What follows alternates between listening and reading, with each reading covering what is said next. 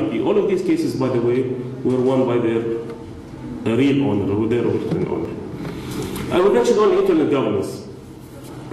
By the way, I was reappointed yesterday to the MMAC, although I didn't want it, to be honest, this time. But anyway, the internet governance will usually study many things related to the internet and what should be governed the internet. As yesterday many talked about, it's good to have free medium, but you need to regulate it a little bit. And this is mainly what is being discussed on the forum. It's not a decision-making body. It's mainly a forum to discuss anything related to the internet governance. For intellectual property issues in general, always there is a session about them, and sometimes workshops. The good thing for well-known trademark owners that most of these issues are not very much debated. Some, of course, try to make it, let's say, free, that you can use any trademark on the internet.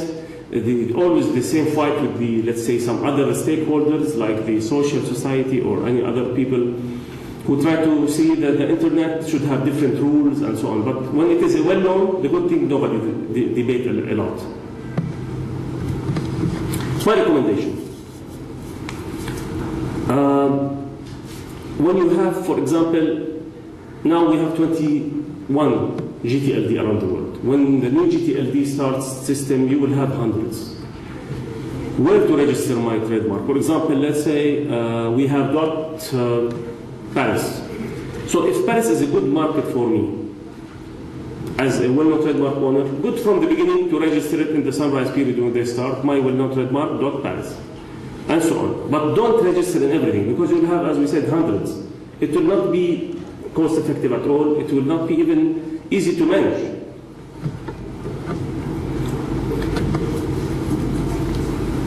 Sorry, I didn't write it here. Maybe some of the well-known will want to apply for new GTLD by themselves, as Dr. Canon announced.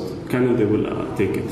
Of course, as we said, now it's too late for this time, because it's almost finished now, even with the delay. But I can say that maybe next year or within 5 years, nobody knows when, by the way, they will open again new application round for a new GTLD. So if you have a well-known trademark that you think it should be a top-level domain name by itself, you can apply that. But again, if you really find that it has a very good use for that, and it will improve maybe your work. I recommend sometimes in the known, let's say, top-level domain name, if you have some word that is very similar to your well-known trademark, register it from now, so you don't get into, let's say, debates. Although, as we said, now it's easy with the UDRP, any confusing domain name, you can take it off. Who will do that? This is the main problem I see in many well-known trademark companies, and even trademarks in general. Usually they put it to the IT people. This is wrong. Your IT people in the firm should help you in maintaining the domain name, in any technical issues. But to monitor the market, who is doing that, and what should be reserved, what shouldn't be reserved, should we do that? It should be part of your intellectual property team, of your trademark team in specific. And this is my presentation. In good timing? Perfect timing. Thank you. Thank you very much, Mr. Charles, for this presentation, for the recommendations coming from an expert in the domain names field. I would welcome again both speakers for a quick discussion. Should you have any questions for any of the speakers, please go ahead. Is it here? Yes, it is. Any questions?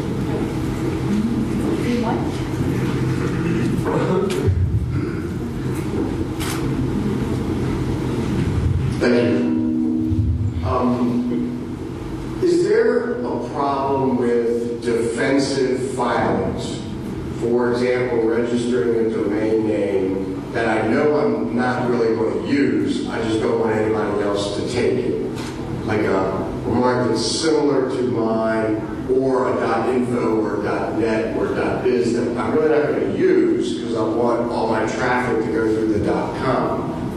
I thought there was a problem because I thought when you register your domain name that you have to say I plan on using it. But that's not an issue. So defensive filing is a question of going to be problematic or not? There is no problem at all if you can afford it. And going back to Fox, when they were expecting the new GTLDs, they were expecting around 500 new top-level domain name. And they made some calculations, as I understood from the legal counsel. And she told me that they thought if they want to file defensive registrations in all the new GTLDs, they will need $3 million US. So that's why when I put my recommendation, choose the most important for you. And keep an eye on the other, of course. If someone tried to register something similar, you should do something about it. You shouldn't leave them alone, UDRP or something. But there is no requirement, by the way, no requirement to file a defensive. So anyone usually, when it's open, especially after the sunrise, anyone may take it. So you can just reserve it as a defensive registration, as you said, so nobody else can register it. Yeah. Just to complement, actually, that's what's happening. That when there's a sunrise period, most of what is registered is defensive. And I mean, people in well-known marks are not afraid of non-use because there's no procedure for cancellation for non-use. So that's exactly what's happening. A lot of defensive registration. Any more questions, please? Okay, I think everything was clear, although it's a very impressive presentation. We would like to invite you to a 10-minute coffee break, and then we'll come back to move on to a very different aspect of intellectual property, dealing with the business aspect of intellectual property. And we will be listening to a presentation on brand management after the break. So 10 minutes break, and then we'll come back. Thank you very much.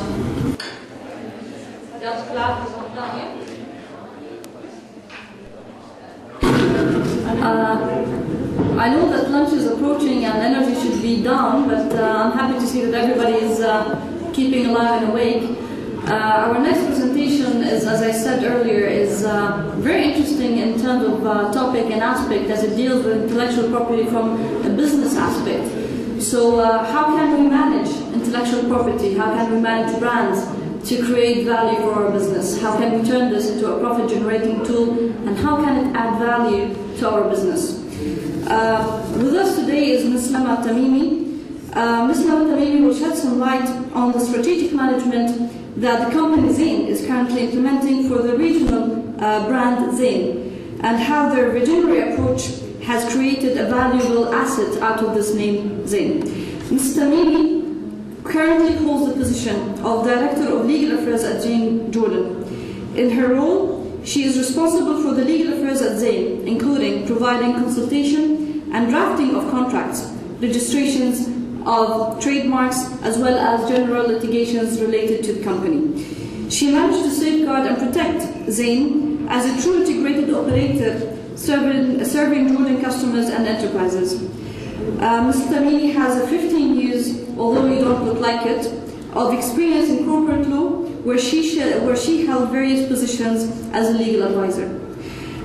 She joined Zain in 2001 as a legal advisor, where she supported Zain's operations. Before joining Zain, she worked as an associate in Zahar Jardana Law Office, where she served multinational companies and banks. During her career, she was involved in numerous projects where she advised on major projects. Ms. Tamimi is a member of the Jordan Bar Association and has a master's degree in international business from the Jordanian Diplomacy Institute and University of Jordan. Ms. Tamimi, the floor is yours.